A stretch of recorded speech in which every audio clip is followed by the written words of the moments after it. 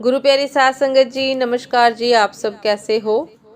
आशा करती हूँ बाबा जी के श्री चरणों में अरदास करती हूँ कि मालिक की कृपा से आप सब बहुत खुश होंगे, मौज बहार में होंगे और अवश्य ही भजन सिमरन में होंगे।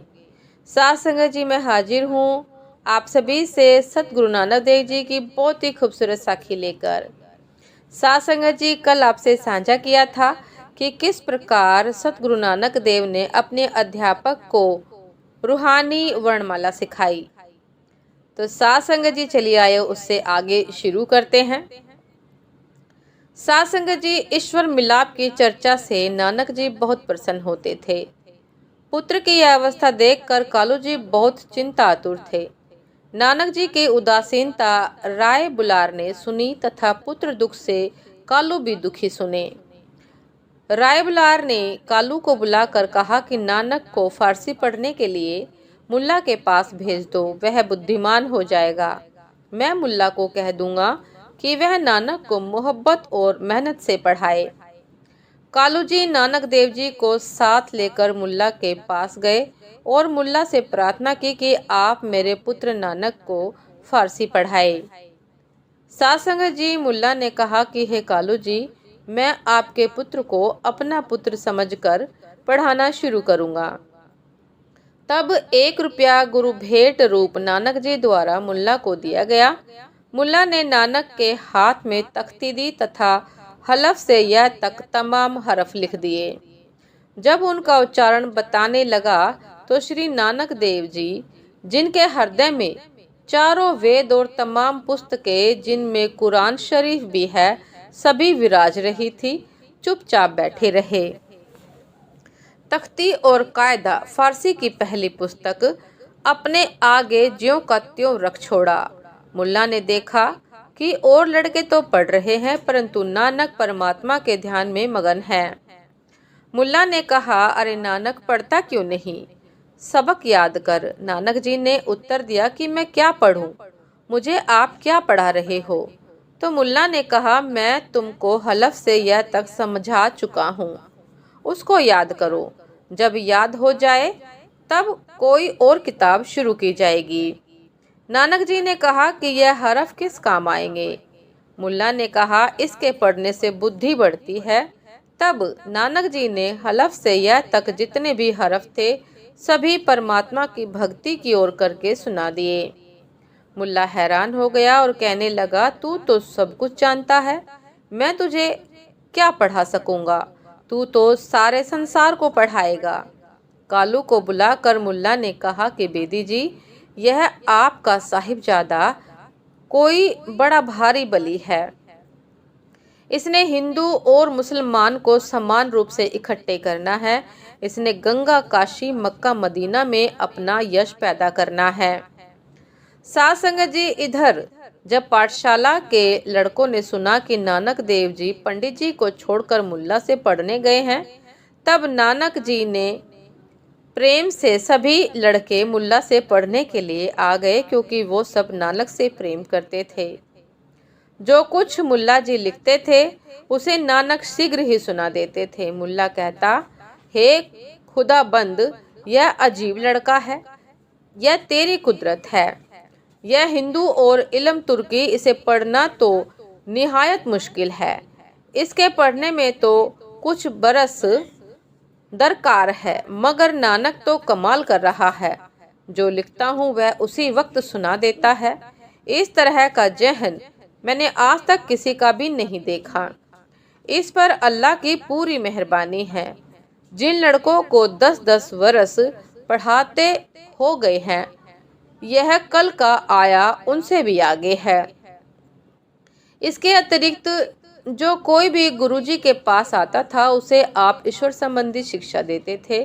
तब आपकी स्तुति संसार में होने लगी।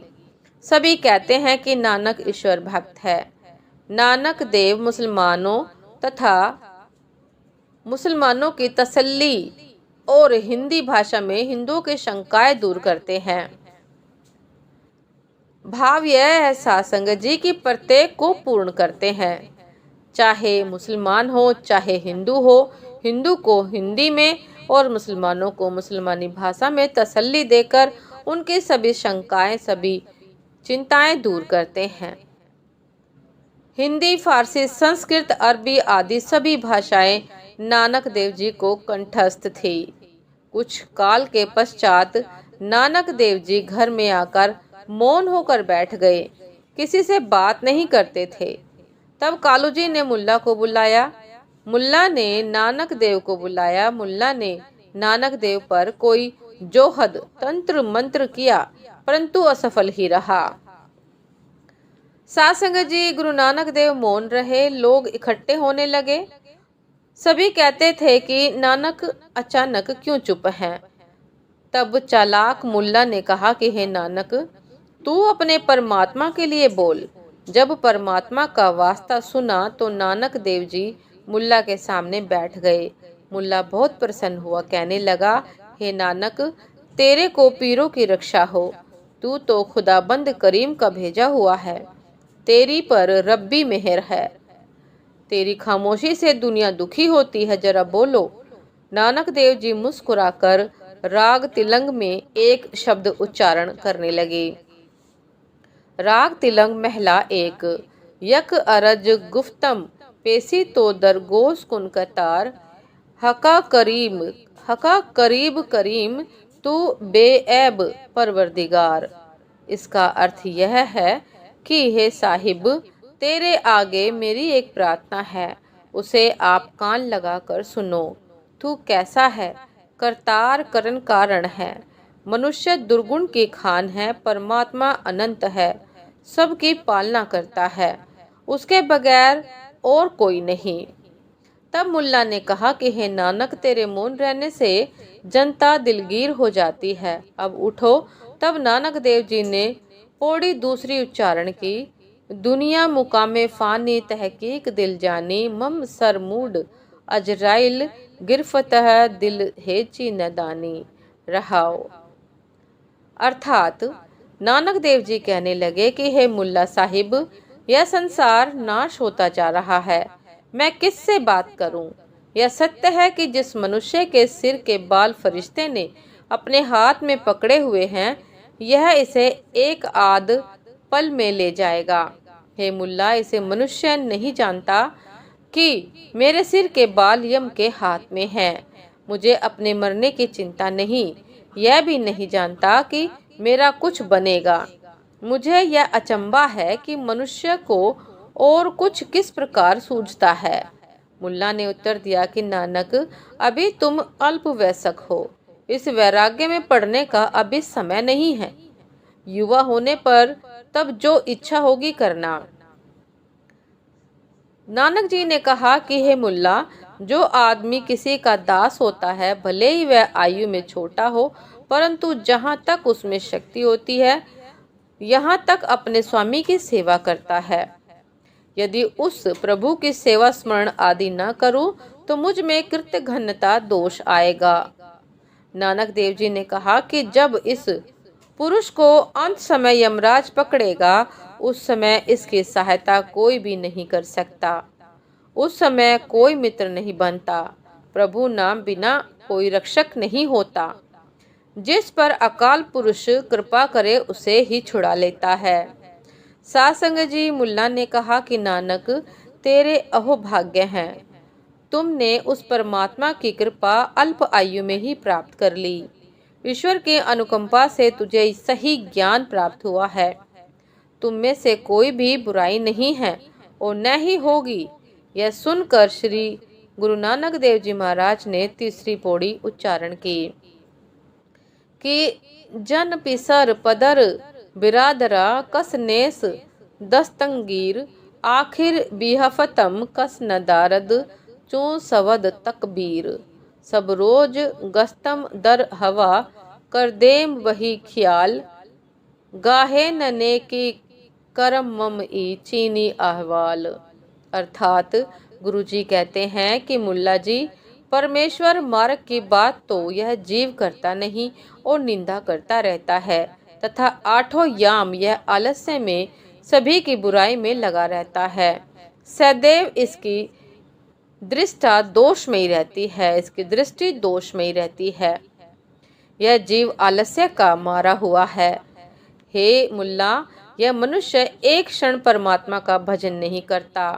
मैं उस परमात्मा का सेवक हूँ। यह सुनकर मुल्ला ने कहा कि हे नानक, तू तो उस बालक के साथ जुड़ गया। तब गुरु नानक देव जी ने चतुर्थ पौड़ी का उच्चारण किया। बद बखत हम जू बगील, काफिल बेनजर बेबाक, नानक बुगोयद जनु तुरा, तेरे चाकरा पाखाक। अर्थात गुरु नानक देव जी महाराज कहते हैं कि मुल्ला जी, परमात्मा को जान लेने की बात यह इंसान नहीं करता, प्रत्येक की बुराई करता है, आठों याम आलस्य में रहता है, बुराई करता है, गफलत का मारा हुआ है, शतुर बेमुहार है।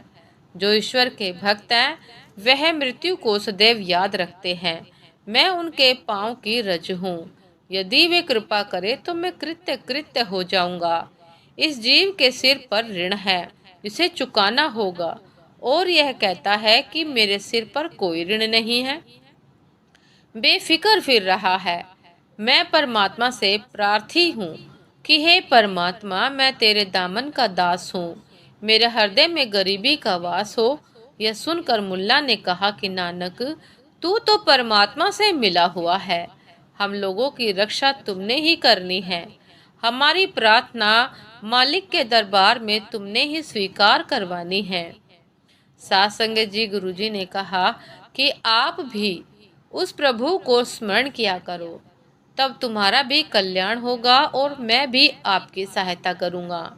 यह सुनकर मुल्ला ने गुरुजी को नमस्कार करके गुरु चरणों पर अपना सिर रखा तथा घर को गया। गुरुजी के पवित्र उपदेश से मुल्ला भी भक्ति के रंग में रंग गया। संसारी विषयों को त्याग कर प्रभु भजन करने लगा तो अंत में प्रभु के धाम हो गया। साथ संगत जी, ये थी आज की एक बहुत ही खूबसूरत साखी कि किस प्रकार सतगुरु नानक देव ने अपने स्कूल टाइम के द्वितीय गुरुजी को, मुल्ला जी को फारसी में किस प्रकार समझाया, मालिक का किस प्रकार पाठ पढ़ाया। साथ संगत जी, आपसे फिर मुलाकात होती है बाबा जी के ऐसे ही शब्द साखी के साथ। तब तक के लिए आज्ञा दीजिए। नमस्कार जी। सदा खुश रहिए, मुस्कुराते रहिए, भजन सिमरन करते रहिए, और साथ संगत जी चैनल को सब्सक्राइब करना ना भूलिएगा, लाइक कमेंट करना भी ना भूलिएगा। साथ संगत जी, नमस्कार जी।